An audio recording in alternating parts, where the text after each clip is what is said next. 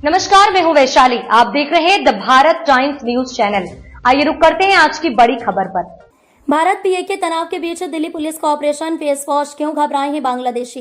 भारत और पाकिस्तान के बीच इन दिनों जबरदस्त तनाव का माहौल है। एक तरफ भारतीय सेना ने पाकिस्तान अधिकृत कश्मीर पीओके और पाकिस्तान में ऑपरेशन सिंदूर को अंजाम देकर आतंकी ठिकानों को तबाह किया है, तो वहीं पाकिस्तान ड्रोन और मिसाइल हमलों के जरिए जवाबी कार्रवाई कर रहा है। क्या है ऑपरेशन फेस वॉश? इस ऑपरेशन का मकसद उन बांग्लादेशी नागरिकों की पहचान और गिरफ्तारी करना है जो अवैध रूप से भारत में रह रहे हैं, खासतौर पर वे लोग जो बिना वैध दस्तावेजों के देश की राजधानी में छिप कर रह रहे हैं या जिनके वीजा की वैधता समाप्त हो चुकी है। इस अभियान के पहले ही चरण में पुलिस ने 3 बांग्लादेशी नागरिकों को गिरफ्तार किया है। दिल्ली पुलिस की विदेशी नागरिक सेल ने उत्तर पश्चिम जिले से इन तीनों को पकड़ा। तीनों के पास से 4 स्मार्टफोन बरामद हुए हैं।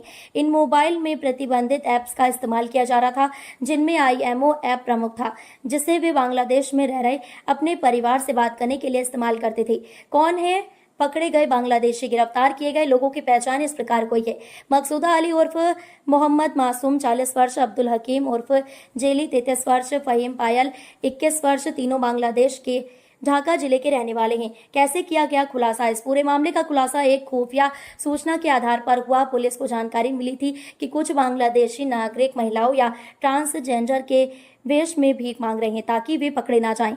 ये लोग खासतौर पर ट्रैफिक सिग्नलों और नई सब्जी मंडी, आजादपुर जैसे भीड़भाड़ वाले इलाकों में सक्रिय थे। पुलिस ने कुछ दिनों तक लगातार इनकी गतिविधियों की निगरानी की और जब पक्की सूचना मिली तो एक विशेष टीम बनाकर इन्हें धर दबोचा गया। कैसे आए भारत? पूछताछ में तीनों ने बताया कि वे बांग्लादेश से अवैध रूप से एजेंटों की मदद से भारत में घुसे थे।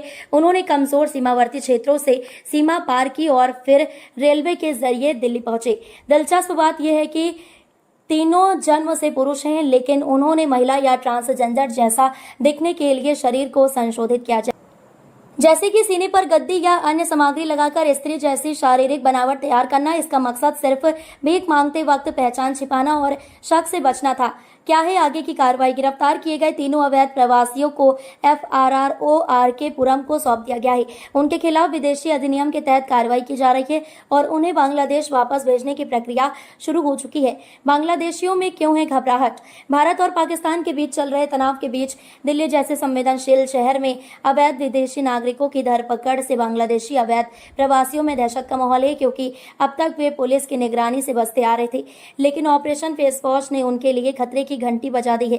ऐसे बहुत से लोग हैं जो किसी और पहचान के साथ फर्जी दस्तावेजों के जरिए भारत में रहते आए हैं, लेकिन अब उनके ऊपर भी कार्रवाई तय मानी जा रही है।